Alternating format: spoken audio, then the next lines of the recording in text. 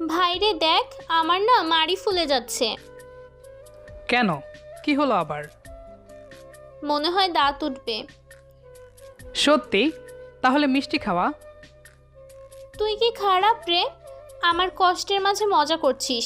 তুই আমাকে বলবি কিভাবে এটা ভালো হবে। ওকে বোন, আমি একটা হাতুড়ি নিয়ে আসি, একবারিতে ঠিক হয়ে যাবে ইনশাল্লাহ।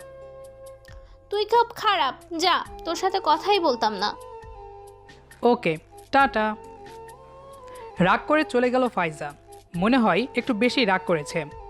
আসেন, একটু পরিচিত হয়ে নেই। আমি তানভীর, সিভিল ইঞ্জিনিয়ারিং পড়াশোনা শেষ করে এখন বাপের হোটেলের ম্যানেজারি করি। কি আর করব, দেশে চাকরির যেই অবস্থা, মাম্মা কাকা ছাড়া তো চাকরির কথা ভাবাই যায় না। আর ফাইজা হচ্ছে আমার আদরের ছোট বোন, এবার ইন্টার দ্বিতীয় বর্ষে পড়ে। মনে হয় আজ দাঁতে একটু বেশি ব্যথা করছে, তাই চুপ করে আছে, নয়তো ঝগড়া করতে করতে আমারে পাগল করে দেয়। ওকে, এবার গল্পে আসি। ওই কুত্তা, ঘুম থেকে ওঠ। কি হলো, এত সকাল সকাল এমন পাগলামি করছিস কেন? আগে ওঠ, তারপর বলছি। বলেন মহারানী। আমাকে কলেজে দিয়ে আয়। মানে? ভাই, তোর কানে সমস্যা দিল কবে থেকে? মানে? কথা কম বলে রেডি হ, আমার কলেজের সময় হয়ে যাচ্ছে। আর কি করব, যাই ঘুরে আসি পাগলির সাথে। দুজনেই বাড়ি থেকে বের হয়ে রিক্সা নিলাম। কলেজে এসে রিক্সা থেকে নামলাম। আমার লক্ষ্মী ভাইটি, আমি যাই কেমন? আর তুই বাড়ি চলে যা। ফাইজা এটা বলে কলেজে ঢুকলো, আর আমি চলে আসতে যাব এমন সময় আমার চোখটা কোথায় যেন আটকে গেল। ও, ভদ্রভাবে বললে ক্রাশ খাইলাম। আমি কোনো কথা না বলেই ওই ক্রাশের পেছনে পেছনে হাঁটতে হাঁটতে কখন যে কলেজে ঢুকে গেলাম মনেই নেই। হাঁটতে হাঁটতে ঘোর কাটলো মহারানীর সাথে ধাক্কা খেয়ে, মানে ফাইজার সাথে ধাক্কা খেয়েছি। লে হালুয়া, ও মনে হয় আমাকে দেখেছে ওর পিছন পিছন আসতে। ইস, খাইছে রে। এবার কি বলি ওরে? কিছু না রে, এমনি ঘুরে ঘুরে কলেজটা দেখছিলাম। যা, ক্লাসে যা, আমি যাই, বাই। বলে চুপ করে চলে আসছিলাম, হঠাৎ ও বলে উঠল, ওর নাম সুপ্তি, আমার ফ্রেন্ড। কে সুপ্তি? আমাকে বলছিস কেন? একটা অবুঝ লুক নিয়ে, যেন কিছু জানেই না। ওকে বলবো না, আমি যাই। ওকে, যা। ফাইজা একটু দূরে গিয়ে বলল, ওর কোনো বয়ফ্রেন্ড নেই, রাস্তা সম্পূর্ণ খালি, চাইলে লাইন মারতে পারিস। আর ভাবি হিসেবে হ্যাব্বি লাগবো আমার। আমি আর কথা না বলে মাথা চুলকাতে চুলকাতে চলে আসলাম। ওরে নিয়ে ভাবতে ভাবতে একটা দিন পার করে দিলাম। আর সকাল সকাল ঘুম থেকে উঠলাম, অ্যালার্ম দিয়ে রেখেছিলাম। ওই, এত লেট করিস কেন? তাড়াতাড়ি কর, কলেজে দেরি হচ্ছে তো। আজ নিয়ে যেতে হবে না। না, এটা কি করে হয়? আমার বোনটা ঠিকমতো কলেজে গেল কিনা দেখতে হবে তো। আমাকে দেখে রাখতে যাবি নাকি সুপ্তিকে দেখতে যাবি? ইস, খাইছে রে, বুঝে ফেলেছে। আরে না না, আমার মিষ্টি বোনরে নিয়ে যাব বলেই যাব। ওকে চল, দেখি নবাবের কি মতিগতি। ওকে, এখন চল। কলেজের সামনে এসে রিক্সা থেকে নামলাম। ওরে বিদায় দিয়ে দাঁড়ায় আছি সুপ্তিকে দেখার জন্য। ওই তো সুপ্তি আসছে। ওকে যত দেখি ততই ভালো লাগে। এইরকম দেখতে দেখতে প্রায় 3 মাস হয়ে গেল। ওরে শুধু দেখেই গেলাম, কিন্তু কিছুই বলতে পারলাম না। মাঝে মাঝে ওর চোখে চোখ পড়েছে, আর ও একটু হাসি দিয়েছে। ও এতদিনে জেনে গেছে আমি ওকে ভালোবাসি। মনে হয় মহারানী কিছু বলছে। এই যে শুনেন। জি, আমাকে বলছেন? এখানে আসেন তো। বলেন।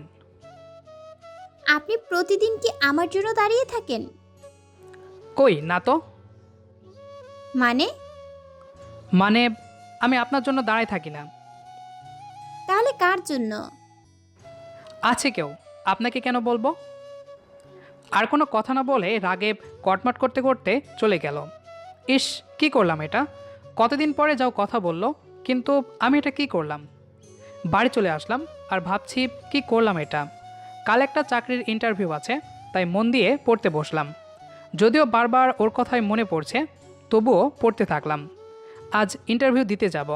সবার সাথেই কথা হলো, শুধু সুপ্তির সাথে একটু কথা বলতে পারলে ভালো হতো। হঠাৎ আমার ফোনে একটা মেসেজ আসলো। শুভ কামনা রইল। মেসেজটা সুপ্তির নাম্বার থেকে আসছে, কারণ ওর নাম্বার আমার কাছে আছে। ফাইজার মোবাইল থেকে চুরি করে নাম্বারটা নিয়েছিলাম। কেউ ওরে বলবেন না কেমন, কারণ ও জানতে পারলে আমার কী যে করবে। থাক, আর বললাম না। তবে ওকে এখনও ফোন দিই নাই, এমনকি মেসেজও দেই নাই, যদিও ওর নাম্বার আমার কাছে আছে। যাই হোক, এখন অনেক ভালো লাগছে। কপাল ভালো থাকায় রিটেন পরীক্ষায় টিকে গেলাম। এবার মৌখিক পরীক্ষায় টিকলেই চাকরি। মৌখিক পরীক্ষাটা কিছুদিন পরেই। আজও ফাইজার সাথে আসলাম শুধু ওকে দেখতে। একদিন না দেখে মনে হচ্ছে কত দিন জানি দেখি নাই। আর এটাই যদি হয় ভালোবাসা, তাহলে আমি ওকে ভালোবেসে ফেলেছি। এই যে মিস্টার, পরীক্ষা কেমন হলো? ভালো। রিটেন পরীক্ষায় টিকে গেলাম, কিন্তু আপনি জানলেন কিভাবে? ভালো খবর। আর আমি কিভাবে জানি? হয়তো এইটা আপনি খুব ভালো করেই জানেন। মহারানী, শয়তান বোনটা বলেছে, তাই না? ওরা কিছু বলবেন না। আর বলছে বেশ করেছে। কেন বলবো না? ওরে তো মারবো পাইলে। কি বললেন? আবার বলেন তো। কই কিছু বলি নাই তো। আমার আদরের বোন, কিছু কি করা যাবে? এই তো লাইনে আসছেন। আর হ্যাঁ, এমন করে আর কতদিন দাঁড়িয়ে থাকবেন শুনি? যতদিন আপনি চান। সত্যি তো? নিখুঁত সত্যি। কি কারণে আমার জন্য দাঁড়িয়ে থাকবেন? কারণটা তো জানি না। কারণ ছাড়া দাঁড়াতে হবে না। কাল থেকে আর আসবেন না। আমি চাই না কোনো কারণ ছাড়া আপনি আর আসেন। আচ্ছা। আচ্ছা, ভালো থাকবেন। আর কোনো কথা না বলে সুপ্তি চলে গেল। আমিও চলে আসতেছি। মনটা খুব খারাপ হয়ে আছে। আর দেখা হবে না সুপ্তির সাথে, এটা ভেবে মনটা খারাপ বলে বাড়িতে না গিয়ে বন্ধুর বাড়িতে চলে আসলাম। দুপুর হয়ে গেছে, এবার বাড়ি যাওয়া যাক। কিরে, কলেজ থেকে সেই টিভি দেখতে বসে গেছিস? যা তোর কাজে যা। ফাইজার মাথায় টোকা মেরে বললাম। এই যে মিস্টার, আমি সুপ্তি, ফাইজা না। অন্যদিকে মুখ করে বসেছিল বলে বুঝতেই পারি নাই। আর আমিও অন্যমনস্ক ছিলাম, তাই ভুল হয়ে গেছে। আপনি এখানে কি করেন? মানে কি? আমি আমার বান্ধবীর বাড়ি আসছি। আর আমি ফাইজা ভেবে ভুল করে আপনাকে টোকা দিয়ে দিয়েছি, তাই সরি। It's okay. আর কোনো কথা না বলে ওর সামনে থেকে চলে আসলাম। রুমে এসে দরজা বন্ধ করে দিয়ে চুপচাপ শুয়ে রইলাম। আর ফাইজা আর সুপ্তি ওদের মন মতো গল্প করছে। মা খেতে ডাকছে, সবাই একসাথে খেতে বসলাম। সুপ্তিও আমাদের সাথে খেতে বসেছে। সবাই দেখি সুপ্তিকে নিয়ে ব্যস্ত হয়ে পড়েছে। আমি যে খেতে বসেছি তার দিকে কারো নজর নেই। তাই কোনো মতো খাওয়া দাওয়া শেষ করে রুমে চলে গেলাম। ফাইজার ডাকে আবার ওদের কাছে গেলাম। ভাইয়া একটা হেল্প করবি? কি বল। সুপ্তিকে একটু বাড়ি পৌঁছে দিবি? যদি ও যেতে চাই তাহলে দিয়ে আসতে পারি। এমন করে বলছিস কেন? যা বাবা, একটু দিয়ে আয়। ওকে, আমি রেডি হয়ে আসছি। রেডি হয়ে ওর সাথে বের হলাম। একটা রিকশাতে উঠলাম। কখনো সুপ্তির এতটা কাছাকাছি আসি নাই, তাই বসতে একটু অন্যরকম লাগছে। তবুও চুপ করে বসে আছি। ওকে ওর বাড়ির সামনে নামিয়ে দিয়ে চলে আসলাম। তবুও ওর সাথে একটু কথা বলেনি, আর তাকায়ও নি। আজ আমার মৌখিক পরীক্ষা, তাই রেডি হয়ে একটু বই দেখছি। এমন সময় মেসেজ আসলো। শুভকামনা রইল। কেন জানি আজ মেসেজটা দেখে খারাপ লাগছে, তাই ওর নাম্বারটা ব্লক লিস্টে রেখে দিলাম। এবারে পরীক্ষাটাও খুব ভালো হয়েছে, যার কারণে চাকরিটা হয়ে গেল।